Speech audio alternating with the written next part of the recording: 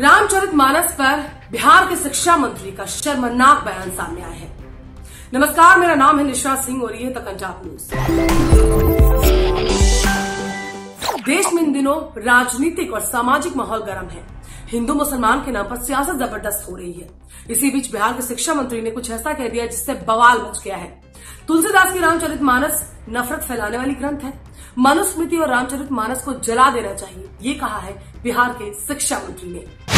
ये जो ग्रंथ हैं नफरत को बोने वाले, एक युग में मनुस्मृति, दूसरे युग में रामचरितमानस और तीसरे युग में गुरु गोवलकर का बंच ऑफ थॉट, ये दुनिया को हमारे देश को, समाज को नफरत में बांटती है। नफरत देश को महान नहीं बनाएगा। जब भी कभी महान बनाएगा तो मोहब्बत ही बनाएगा। आपको बता दें कि बिहार सरकार के शिक्षा मंत्री चंद्रशेखर ने नालंदा ओपन यूनिवर्सिटी के 15वें दीक्षांत समारोह में छात्रों को संबोधित करते हुए ये बयान दिया, जिसके बाद मानो बवाल खड़ा हो गया। अयोध्या के संत जगत गुरु परमहंस आचार्य ने मंत्री को पद से बर्खास्त करने की मांग कर दी है।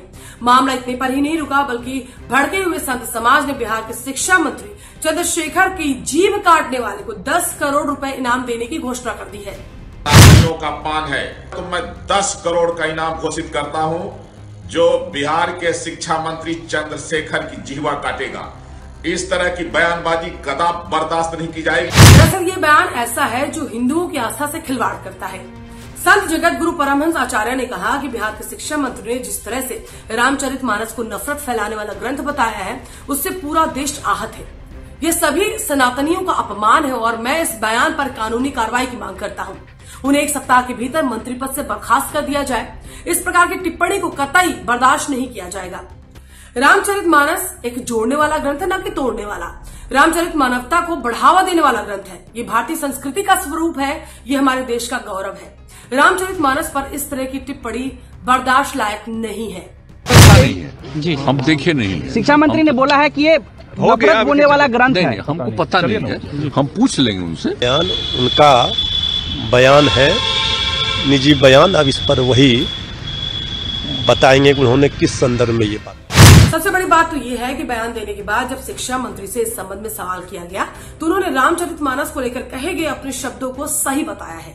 उन्होंने कहा, मनुस्मृति में समाज की 85% आबादी वाले बड़े तबके के खिलाफ गालियां दी गई हैं। रामचरितमानस का क्यों प्रतिरोध हुआ?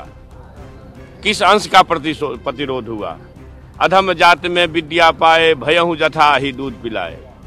यानी अधम मतलब होता है नीच। दुनिया के लोगों सुनो, आपके माध्यम से कहना चाहता हूँ, नीच जाति के लोगों को शिक्षा ग्रहण करने का अधिकार नहीं था। और उसमें कहा गया है कि नीच जाति के लोग शिक्षा ग्रहण करके जहरीला हो जाते हैं, जैसा कि सांप दूध पीने के बाद होता है। हम इस सवाल में मैं इसलिए ये बात कहता हूँ कि इसी चीज को कोट करके बाबा साहब अम्बेडकर ने दुनिया के लोगों को बताया।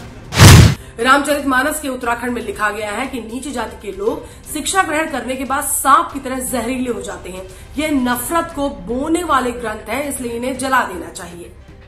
एक युग में मनुस्मृति, दूसरे युग में रामचरितमानस और तीसरे युग में गुरु गोवालकर का बंच ऑफ थॉट, ये सभी देश को, समाज को नफरत में बांटते हैं। नफरत देश को कभी महान नहीं बनाएगी।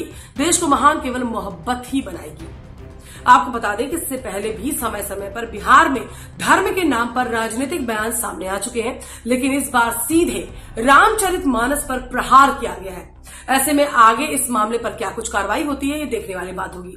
आप अपनी राय हमारे साथ इस खबर को लेकर कमेंट सेक्शन में जरूर शेयर करें और हमारे चैनल को लाइक और सब्सक्राइब करना बिल्कुल ना भूलें। नमस्कार।